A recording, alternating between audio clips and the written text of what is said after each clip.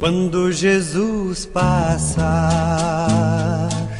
Começa agora o programa Nos Passos de Jesus com o Padre Marco Antônio. Jesus passar, eu quero estar no meu lugar. Em nome do Pai, e do Filho, e do Espírito Santo. Amém. Que a graça de nosso Senhor Jesus Cristo, o amor do Pai e a comunhão do Espírito Santo estejam hoje e sempre com você, meu irmão, com você, minha irmã, que acompanha conosco mais um programa Nos Passos de Jesus. Seja bem-vindo, bem-vinda, você que nos acompanha através da Rádio São Felipe FM. Seja bem-vindo, bem-vinda, você que também nos acompanha e reflete conosco através das nossas redes sociais. Nós vamos continuar nesses próximos programas, como temos feito, refletido sempre o Evangelho do domingo, preparando a nossa comunidade, nossos ministros leigos e ministras para a celebração da palavra, para a compreensão do Evangelho de cada domingo. Mas, como o nosso programa sempre é dividido em dois momentos, em dois blocos, nós vamos aproveitar nesses próximos programas, sempre desse primeiro momento, desse primeiro bloco, para podermos conversar um pouco sobre as diretrizes gerais da ação evangelizadora da Igreja no Brasil. Na verdade, os bispos do Brasil, eles têm essa preocupação de nos apresentar orientações pastorais, caminhos pastorais, que nos ajudem a viver uma experiência de comunhão na igreja. Em outros momentos, nesses últimos programas, nesses últimos meses, a gente tem falado já dessas diretrizes, mas em momento algum a gente fez um estudo mais aprofundado sobre elas. A partir desse momento, nós vamos então em cada programa tentar mergulhar um pouco nessas diretrizes, compreendendo esse caminho pastoral que os bispos estão nos indicando. Estas diretrizes, elas são, na verdade, instrumento de estudo em toda a nossa igreja no Brasil. Então, os bispos nos apresentaram esse material, esse material foi estudado a nível nacional, refletido, aprovado, apoiado, e agora em todas as nossas dioceses nós estamos também nos debruçando sobre ele. Em nossa Assembleia Diocesana, em novembro, nós tivemos a oportunidade também de, a nível diocesano, fazer esse estudo e também em nossa Assembleia Paroquial. Por que é que agora, então, aqui em nossa paróquia, nós estamos retomando esse estudo? Porque todas as pessoas que participaram da nossa Assembleia Paroquial, elas saíram desta Assembleia com este compromisso de, com suas comunidades, promoverem o estudo desse material, dessas diretrizes, para podermos, então, no mês de março, retomarmos a nossa Assembleia Paroquial, fazendo a segunda etapa da Assembleia e o planejamento da nossa ação pastoral para o ano de 2020. E claro, o nosso planejamento pastoral, ele não acontece à parte, mas ele acontece exatamente a partir daquilo que as diretrizes nos apontam, que elas nos orientam. Então, nossa igreja no Brasil, ela não caminha de qualquer jeito, mas ela caminha dentro dessa experiência de comunhão. Então, os bispos no Brasil nos indicam as diretrizes, cada bispo na sua diocese retoma essas diretrizes e adapta à sua realidade pastoral, a realidade pastoral da sua igreja diocesana. E cada paróquia, por sua vez, então, tem a liberdade de, com suas comunidades, também trazer para a sua realidade esta reflexão que nos vem para toda a igreja no Brasil. Então, nós vamos, a partir de hoje, nos debruçar um pouco sobre essas diretrizes, estudá-la um pouco, para que todos nós, toda a comunidade, todas as pessoas, possam tomar conhecimento desse caminho de ação evangelizadora que os bispos hoje no Brasil, para esses próximos 5 anos, estão nos indicando. Então vejam bem, os bispos começam nos lembrando que Jesus é o grande missionário do Pai. Então tudo parte de Jesus, por isso que nós somos cristãos, porque Jesus é sempre o centro da nossa fé, é sempre o referencial. Então ele veio ao mundo como missionário do Pai. O que é um missionário? É alguém que recebeu uma missão, alguém que tem que dar conta de uma missão. Então, o Pai do céu nos envia o seu Filho e envia o seu Filho com uma missão, que ele vem até nós para dar conta. Qual é a missão de Jesus? Anunciar a boa nova do reino de Deus. Então essa é a grande missão de Jesus. Ele diz isso, aliás, não é? Na sinagoga de Nazaré, quando ele toma lá o livro do profeta Isaías, ele diz que ele veio para anunciar a boa nova. Então essa é a grande missão de Jesus. Só que a boa nova que Jesus anuncia, a grande boa notícia, não é um acontecimento, um fato, mas a grande boa notícia que Jesus nos anuncia é uma pessoa. Ou seja, é Ele mesmo. Ele é ao mesmo tempo o que anuncia e o anunciado. Então Ele é a grande boa nova que Ele mesmo vem para anunciar. Então a grande boa notícia de Jesus é o mistério de sua vida, encarnação, vida, morte, ressurreição e ascensão. A totalidade da vida de Jesus, não é? É a grande boa notícia da fé cristã. É por isso, por causa desse mistério do Deus presente no meio de nós, encarnado em nossa história e em nossa vida, é por isso que nós somos cristãos. Quando Jesus encerra a sua missão, depois de sua morte, ressurreição e ascensão ao céu, antes, aliás, da sua ascensão ao céu, ele transmite aos apóstolos essa missão. Ele confirma os apóstolos nesta missão. Ou seja, até então a missão que era dele, agora é dada aos apóstolos. Quem são os apóstolos, afinal de contas, queridos irmãos e irmãs? Eles são, naquele momento, a igreja que começa a se espalhar por todos os lugares, não é? Então, Jesus envia os seus apóstolos, portanto, envia a igreja para que em todos os lugares, em todos os povoados, em todas as cidades, o reino de Deus pudesse continuar sendo anunciado. Em Pentecostes, na grande descida do Espírito Santo sobre a igreja, essa missão dos apóstolos ela é confirmada. E os apóstolos ali adquirem a força e a coragem para darem conta desta missão. Bom, os apóstolos foram cumprindo sua missão e exatamente por causa da fidelidade à missão foram morrendo, uns mais cedo, outros mais adiante, um pouco mais velhos, mas a missão dos apóstolos, do mesmo jeito que a de Jesus, também foi se concluindo e outras pessoas foram chegando. Então essa missão foi sendo transmitida a outros novos discípulos que por sua vez cumpriram a missão e transmitiram também a outros que também cumpriram e transmitiram a outros, e de discípulos em discípulos, nos lembram os bispos nas diretrizes, essa missão chegou a nós. Chegou antes de tudo aos bispos, que são os sucessores diretos dos apóstolos, mas também através dos bispos chegou a todos os padres, a todos os religiosos e religiosas, a todos os leigos e leigas, portanto a todos os batizados. Nós, batizados e batizadas, independente do nosso estado, se somos ministros ordenados ou leigos e leigas, esta missão chegou a nós. Essa missão agora é nossa. Parafraseando aí o canto de José Vicente, que a gente sempre canta e tanto canta em nossas comunidades, é missão de todos nós. Então aquela missão que começou com Jesus, passa pelos apóstolos e chega também a nós. E com toda a certeza do mundo não vai encerrar na gente, mas outros e outras virão para continuar também essa missão. E essa missão, minha gente, ela vai em cada momento da história sendo adequada às diversas realidades com as quais a gente vive. O Evangelho de Jesus Cristo não muda nunca. As verdades do Evangelho são sempre as mesmas. Doa a quem doer, agrade a quem agradar e desagrade a quem desagradar.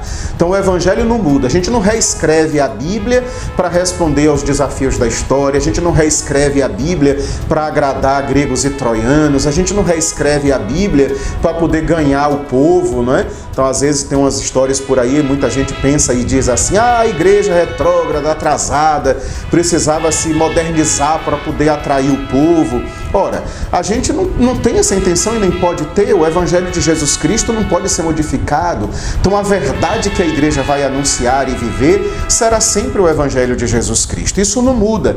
Agora, claro que o modo de anunciar esse Evangelho, né, o modo de cumprir a missão, isso pode e deve mudar de acordo com a realidade histórica, e sempre mudou. A igreja, nesse momento da história, não anuncia o Evangelho de jeito nenhum, do mesmo jeito que anunciou há 300 anos atrás, há 500 anos atrás, atrás. A gente não está aqui no Brasil, não é, anunciando o Evangelho do mesmo jeito que quando Frei Henrique Soares de Coimbra chegou aqui na caravana de Cabral, né? Então a gente vai, ao longo da história, também adequando-se às realidades que a própria sociedade aí nos impõe e, de certo modo, exige respostas de nós, né? Desafios que exigem respostas de nós.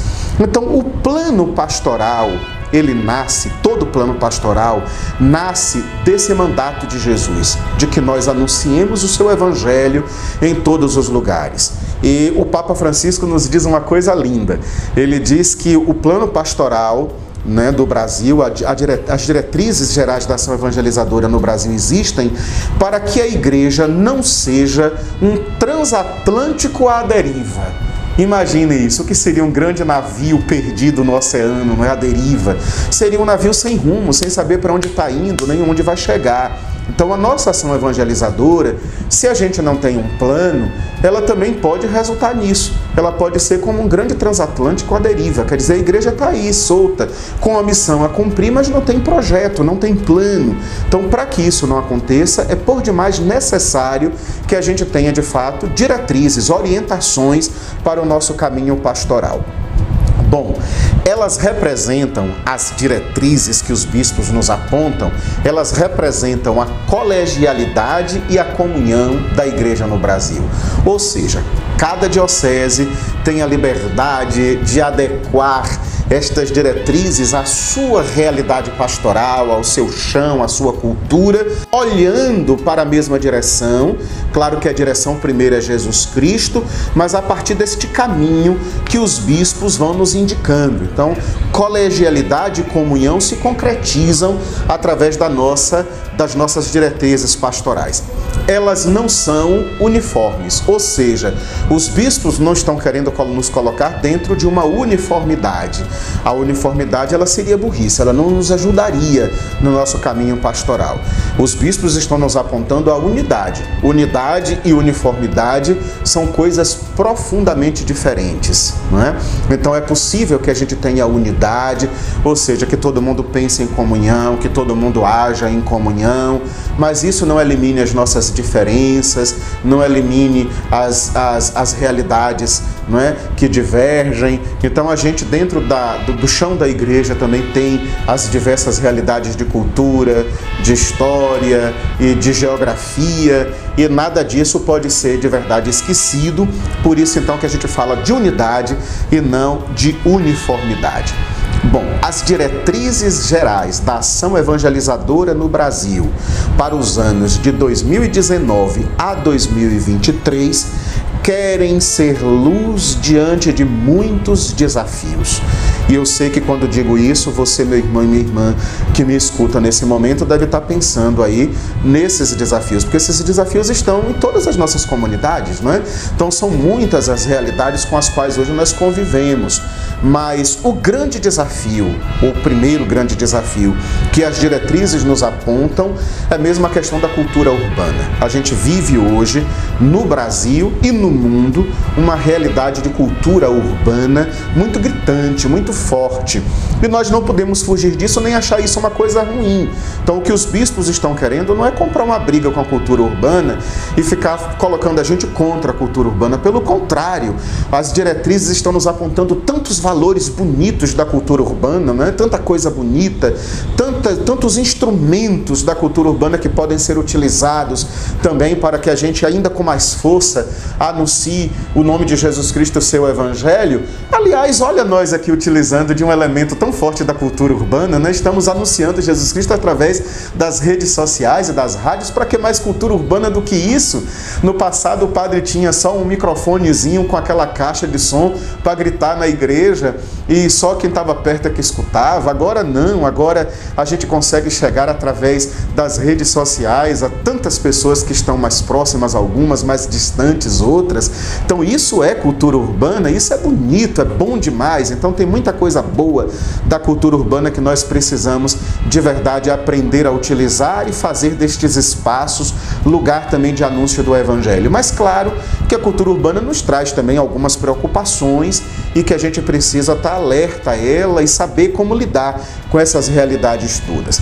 E diante de tudo isso, então, desse mundo urbano que nós vivemos hoje, com todos os desafios e com as dificuldades da gente conseguir continuar anunciando Jesus Cristo em meio a todas essas realidades, os bispos nos dizem, então, que a Igreja de Jesus Cristo, ela precisa, nesse momento de sua história, com toda a força e com toda a sua convicção, criar a consciência de que somos chamados a ser comunidades eclesiais missionárias.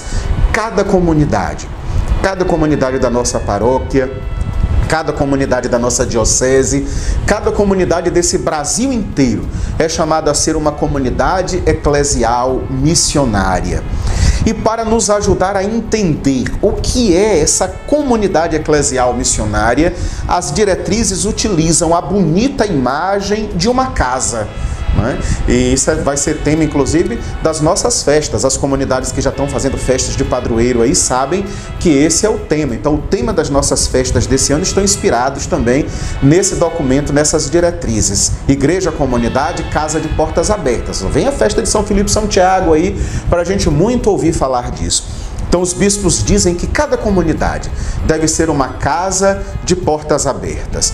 Então, nossa paróquia de São Filipe e São Tiago, ela é chamada a ser, então, uma rede de 48 casas com suas portas abertas. 48 comunidades que são casas de portas abertas. Quando a gente fala em casa, a gente está falando do lugar do afeto. Casa não é construção, parede, teto, cimento, telhado, né? Madeira, mas casa é lugar do afeto. Casa é lar. Quando a gente fala da casa de alguém, a gente está falando de um lar. E o lar é o lugar do amor, do acolhimento. Criar um lar é criar uma família. Neste lar, nesta família, a gente entende que a unidade existe para além dos vínculos utilitários ou funcionais. Ou seja, em certos lugares a gente convive com as pessoas porque a gente precisa delas, né? Então é uma questão de utilidade. Dentro de casa não. Dentro de casa eu não estou convivendo com as pessoas só porque eu preciso delas. A gente não bota para fora um pai, uma mãe, um filho, um irmão, porque a gente não precisa mais dele ou dela. Tanto é que nosso familiar adoece, fica idoso e a gente precisa continuar cuidando dele ou dela com carinho, com amor. Pelo menos assim deveria ser. E quando não é desse jeito, tem alguma coisa errada. Então o lar é o lugar do acolhimento, onde as pessoas são importantes simplesmente por existirem, por serem pessoas, né? E não porque nós precisemos delas ou porque nós vamos nos utilizar delas. Falar de lar, então, é falar disso, de afeto, de comunhão, de ajuda mútua, de corresponsabilidade. Se assim é na nossa casa, naquela casa pequena da nossa família, onde nós moramos com irmãos, pai, mãe, esposa, filho, então naquele lugar, a nossa casa é um lar porque é o lugar do afeto. Assim também nós somos chamados a entender a grande casa que é a comunidade. Então queremos fazer da comunidade uma casa, e uma casa de portas abertas. Quando nós imaginamos uma casa de portas abertas, a gente entende então que essa porta aberta, ou que essas portas abertas, elas facilitam um duplo movimento. Se as portas estão abertas, nós podemos com tranquilidade e a hora que quisermos entrar e sair. Então esse duplo movimento de quem entra e de quem sai é marca da comunidade missionária. Portas abertas para acolher os que chegam. Quantos irmãos e irmãs chegam às nossas comunidades? E se não está chegando ninguém em nossa comunidade, tem uma coisa errada aí. Tem, quem sabe, as portas da comunidade estejam fechadas, né? Então nós precisamos abri-las para acolher todo mundo. Então a porta aberta é porta para acolher quem chega. E muitos chegam cansados, famintos, feridos, marcados por tantas desavenças, por tantas dificuldades, por tantas dores, mas claro, trazendo consigo também alegrias, realizações, trazendo frustrações, sofrimentos. As pessoas chegam com sua história de vida. E é assim, com sua história de vida, que cada uma deve ser acolhido nessa casa que é a comunidade. Aí é o lugar da gente também ajudar as pessoas a curarem suas feridas, é o lugar da gente amar as pessoas que talvez lá fora não foram devidamente amadas como deviam ser, não foram valorizadas, respeitadas na sua dignidade como deviam ser. Então essa casa é o lugar do aconchego, do amor, ou a gente cria de fato relações de amor dentro da comunidade. Cada irmão, cada irmã que participa comigo da comunidade é amado por mim e eu me sinto amado nessa comunidade também. Se não for assim, tem alguma coisa errada com essa comunidade. Ela não está sendo uma comunidade que abre as portas para acolher. E quando nos sentimos firmes neste chão que é a comunidade, valorizados, inseridos, nós entendemos também que há um outro sentido para a nossa presença e nossa pertença a essa comunidade. É por isso que ela tem portas abertas também para sair, para que nós possamos sair em missão, anunciando Jesus Cristo a tantos irmãos e irmãs que ainda não estão presentes na comunidade. Ir ao encontro. Se nós não saímos da comunidade para ir ao encontro de tantas realidades e de tantos irmãos e irmãs, também estamos muito distantes de ser a comunidade de Jesus Cristo.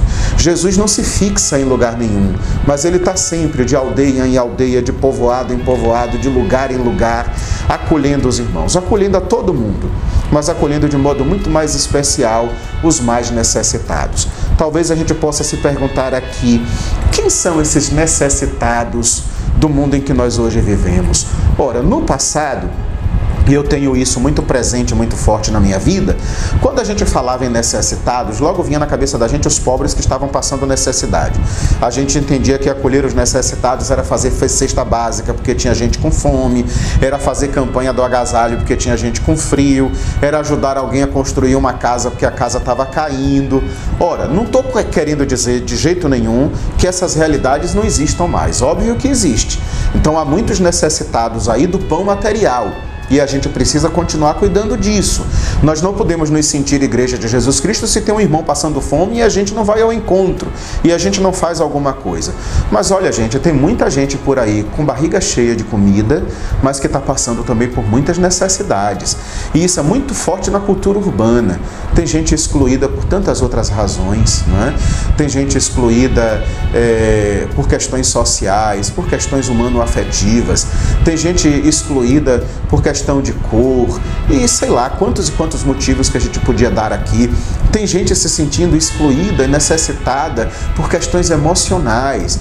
Então há muitas situações de muitos excluídos, de muitos necessitados dentro desta cultura urbana com a qual nós hoje convivemos. Então ir ao encontro dos necessitados significa ir ao encontro de todas essas pessoas que ainda não estão firmes, felizes, realizadas, encontradas com Jesus Cristo e com os irmãos dentro da comunidade. Essa casa-comunidade que tem lugar para todo mundo, que cabe todo mundo, ela tem 4 pilares. Os bispos nos dizem nas diretrizes que essa casa da comunidade tem 4 pilares. O pilar da palavra, o pilar do pão, o pilar da caridade e o pilar da missão. É como uma casa que tem 4 colunas que sustentam a casa. Se a gente tira as colunas, a casa cai. Então a casa da comunidade também tem essas 4 colunas, esses 4 pilares que sustentam a casa para que a casa não caia. Então é importante por demais a gente compreender esses pilares. O pilar da palavra é, na verdade, o pilar que cuida da proclamação da palavra de Deus, da iniciação à vida cristã. Quem está dentro dessa comunidade precisa ser formado como discípulo para escutar a palavra de Jesus e deixar que essa palavra transforme o seu coração. Do mesmo jeito que aqueles primeiros apóstolos caminhavam com Jesus alimentados pela palavra, Jesus estava constantemente ensinando a eles e educando-os na escola da fé. Essa realidade nunca vai mudar. O evangelho é sempre o mesmo e precisa em todos os tempos ser acolhido por aqueles e aquelas que dentro desta casa se sentem pertencentes à comunidade. Depois o pilar do pão, que é o pilar que cuida da liturgia e da espiritualidade. Essa casa tem que ser a casa da oração, né? Tem que ser a casa onde nós recebemos os sacramentos, nos alimentamos dos sacramentos, nos alimentamos da vida espiritual, rezamos e rezamos na comunhão. Liturgia é isso, liturgia a gente pode até rezá-la individualmente, mas o forte e bonito da liturgia é de fato quando a igreja, a comunidade reza junto e reza na comunhão. Por isso a liturgia preza tanto pela comunhão, e a comunhão se expressa até inclusive na comunhão dos gestos, na comunhão das palavras, na comunhão das respostas que nós damos. Então não há lugar para individualismos dentro da igreja comunidade. Individualidade sim, mas individualismos não. Aqui até o nosso jeito de rezar é rezar em comunhão. Por isso essa casa da comunidade, ela é também o pilar do pão. O pão, sobretudo o pão da Eucaristia, mas o pão dos sacramentos que nos sustenta nessa casa. O pilar da caridade. O que é isso? A igreja, ela precisa ser sempre chamada ao serviço à vida plena. É aquela palavra bonita de Jesus no Evangelho: eu vim para que todos tenham vida e vivam plenamente. Então, do mesmo jeito que Jesus veio para isto, a igreja, se é continuadora da missão de Jesus, ela também vem para isso. Ela precisa ser, de forma muito bonita e forte, aquela comunidade que cuida também da caridade. E por fim, o pilar da missão.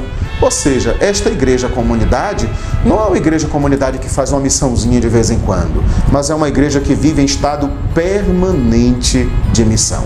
Nossas ações pastorais, nossos ministros, nosso conselho, nossos catequistas, nossa equipe de liturgia, enfim, todas as forças ativas da comunidade precisam estar sempre conscientes disso, de que todo o nosso trabalho na comunidade precisa ser missionário. Tudo que realizamos na comunidade deve ser sempre levando em conta o bem de todos e o desejo de que nós possamos trazer para a vida da comunidade todos aqueles e todas aquelas que ainda estão fora, que estão distantes da comunidade. Eu quero, nessa primeira reflexão que nós fazemos a respeito das diretrizes da ação pastoral, da ação da igreja no Brasil, encerrar com um pequeno trechozinho que acho profundo, bonito demais, que os próprios bispos nos dizem no documento.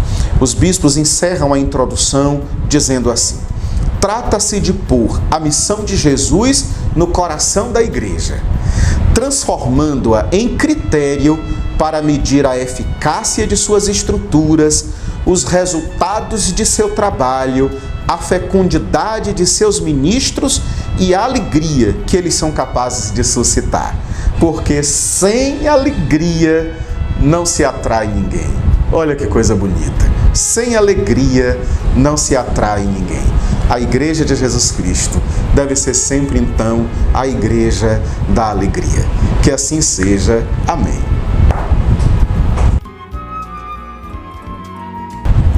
Continuemos, irmãos e irmãs, nos passos de Jesus, nos alimentando agora da escuta da sua palavra. Vamos, como fazemos em cada domingo, escutar o Evangelho que marca a liturgia deste próximo domingo, dia 2 de fevereiro, dia da apresentação do Senhor. O Evangelho que nós escutaremos neste domingo e que vamos já agora antecipá-lo, escutá-lo e refleti-lo, é o Evangelho segundo Lucas, capítulo 2, versículos de 22 a 40.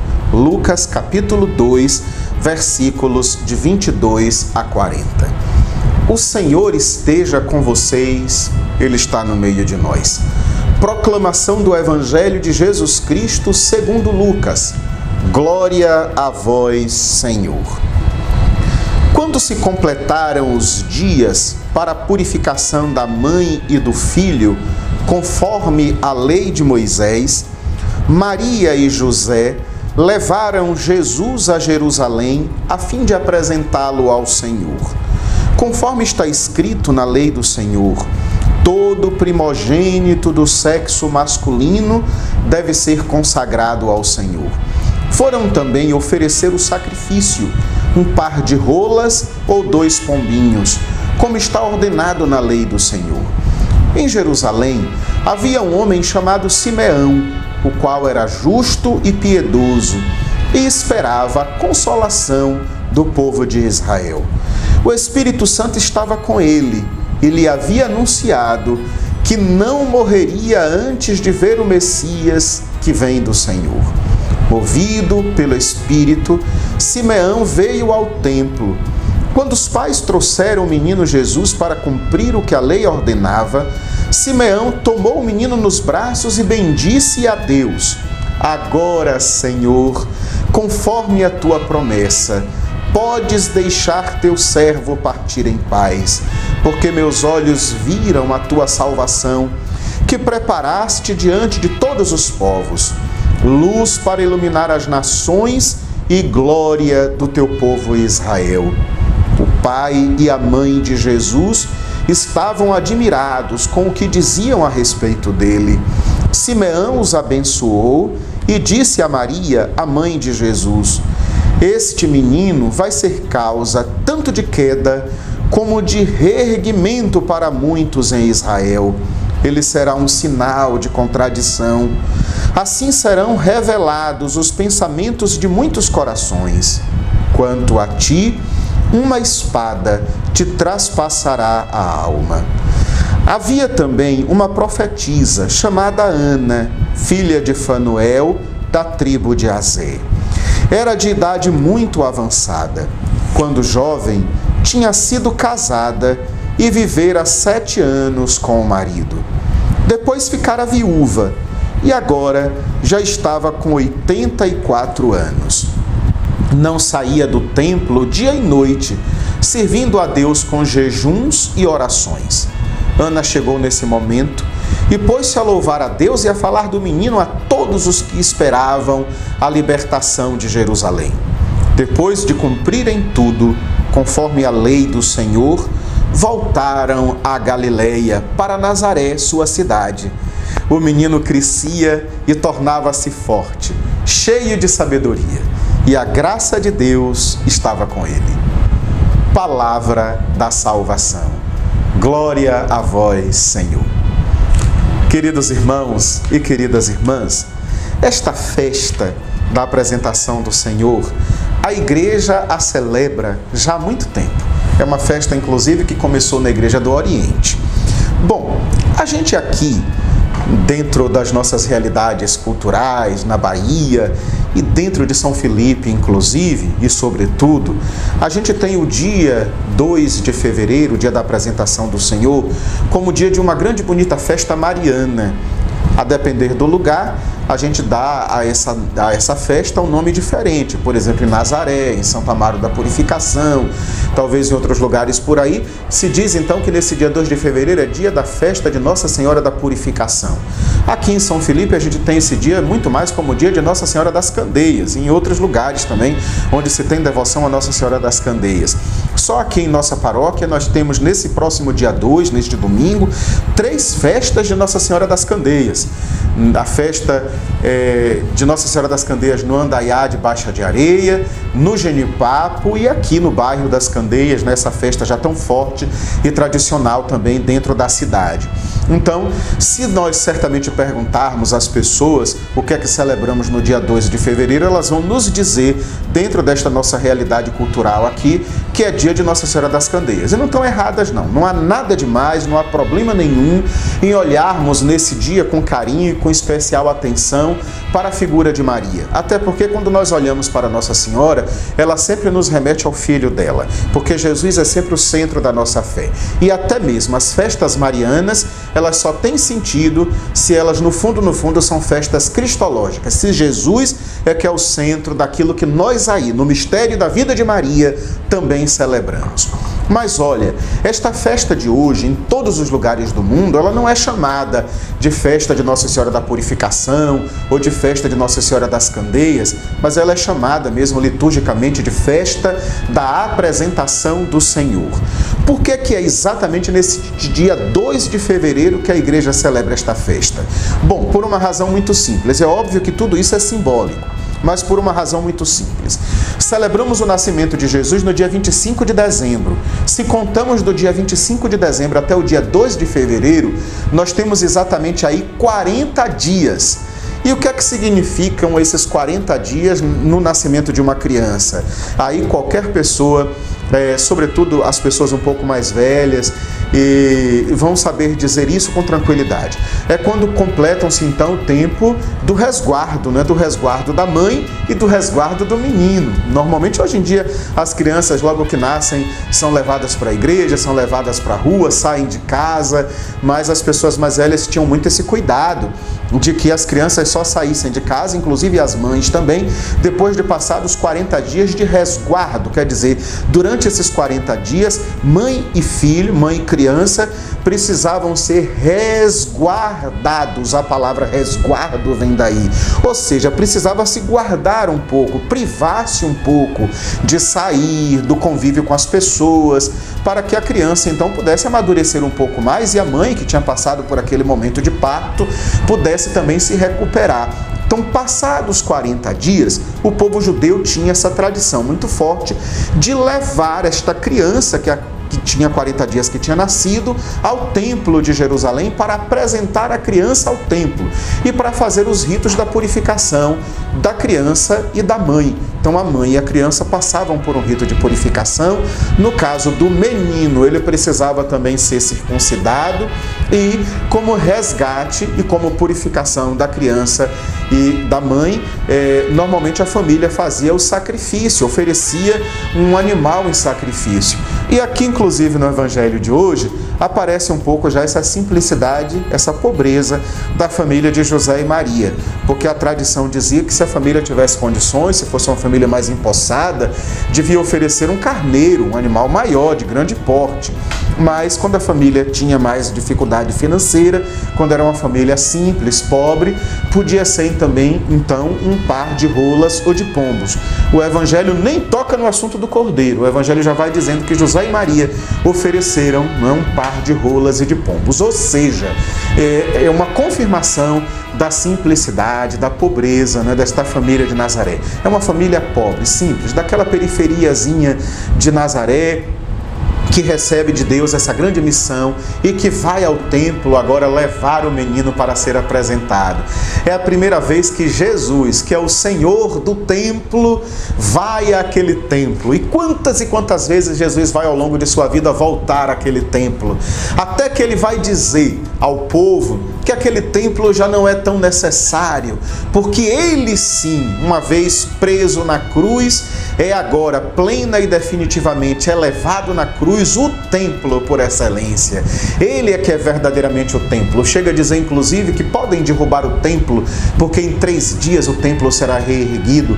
E as pessoas se assustavam quando ouviam isso, porque entendiam que Jesus estava falando daquele templo de pedra, quando na verdade Jesus estava falando dele, que é por excelência o templo, não é? Onde nós encontramos plena e profundamente a Deus ali encarnado na pessoa do próprio Jesus. Hoje, então, quando José e Maria vão com o menino ao templo, aparece essa bonita confirmação de Simeão a respeito da missão do menino. Simeão, já idoso, tinha recebido em sonho esta revelação de que ele não morreria sem ter em seus braços o Salvador. E quando ele então chega no templo e encontra o menino Jesus, ele toma o menino nos braços para dizer com tanta beleza: agora, Senhor, então eu posso descansar, eu posso partir, eu posso morrer, porque os meus olhos viram a tua salvação. Minha gente, qual é a salvação que os olhos de Simeão viram? Os olhos de Simeão viram o menino. É ele a nossa salvação. E ali, diante dos olhos de Simeão e nos braços de Simeão, está verdadeiramente aquele que é a salvação da humanidade, que é a graça de Deus que sobre nós se derrama. E Simeão ainda faz uma revelação profunda a Maria, né? De que aquele menino será grande, será causa de contenda, alegria de alguns, mas outros certamente ficarão insatisfeitos com sua missão.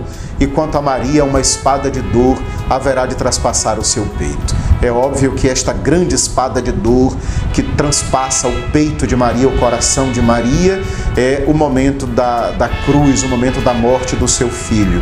E isso é tão certo que quem é atento a isso já deve ter prestado atenção ao fato de que a imagem de Nossa Senhora das Dores, que tanto nos acompanha durante a Quaresma e Semana Santa, tem uma espada que traspassa o peito de Nossa Senhora exatamente para nos lembrar que ali, aos pés da cruz e diante do sofrimento do seu filho, se cumpre a profecia de Simeão. Queridos irmãos e queridas irmãs, a própria Ana também, que aparece aí no Evangelho de hoje, tanto Simeão quanto Ana parecem ser ainda personagens do Antigo Testamento que mais uma vez confirmam que agora tudo aquilo que foi anunciado, prometido, profetizado pelos profetas durante o tempo do Antigo Testamento se cumpre, se realiza na pessoa daquele menino que Deus, o Pai do céu, nos dá e que é o próprio Deus aí presente no meio de nós. Vivamos então esta festa da apresentação do Senhor como mais um momento de confirmação de quem é este menino. É Deus que se faz presente no meio da humanidade. E aproveitemos desta festa para ainda com mais força acolher a graça de Deus que sobre nós se derrama. E assim, acompanhando este menino, a partir de sua missão, cada vez mais nos coloquemos nos seus passos, nos coloquemos nos passos de Jesus. Chegando então, irmãos e irmãs, ao final de mais um programa Nos Passos de Jesus, queremos continuar agradecendo a sua atenção, a sua audiência, seja através da Rádio São Felipe FM ou através das redes sociais. E queremos pedir ao nosso Senhor a graça de continuar firmes no seu caminho e vivendo com fidelidade e amor a missão que Ele nos dá, que Ele nos confia. Convidamos a todos para as festas de Nossa Senhora das Candeias, que vamos nesse próximo domingo, dia 2 de fevereiro, celebrar juntos. A festa de Nossa Senhora das Candeias na comunidade do Andaiar de Baixa de Areia será às 9 horas da manhã, a festa do Genipapo às 16 horas e a festa aqui da cidade, das Candeias, da comunidade das Candeias, às 19 horas. Então se programe, você, meu irmão, minha irmã, para participar conosco ao menos de uma dessas missas que marcam este dia dedicado à apresentação do Senhor. Peçamos a bênção de Deus sobre todos nós, a sua proteção, nos coloquemos em oração diante do Senhor da vida, na graça de nos tornarmos cada vez mais discípulos e discípulas dele. Pai nosso que estais no céu, santificado seja o vosso nome, venha a nós o vosso reino, seja feita a vossa vontade, assim na terra como no céu. O pão nosso de cada dia nos dai hoje. Perdoai as nossas ofensas, assim como nós perdoamos a quem nos tem ofendido. E não nos deixeis cair em tentação, mas livrai-nos do mal. Ave Maria, cheia de graça, o Senhor é convosco. Bendita sois vós entre as mulheres. Bendito é o fruto do vosso ventre, Jesus. Santa Maria, Mãe de Deus, rogai por nós, pecadores, agora e na hora de nossa morte. Amém. Oremos. Deus eterno e todo-poderoso, ouvi as nossas súplicas. Assim como o vosso Filho único, revestido de nossa humanidade, foi hoje apresentado no templo, fazei que nos apresentemos diante de vós com os corações purificados.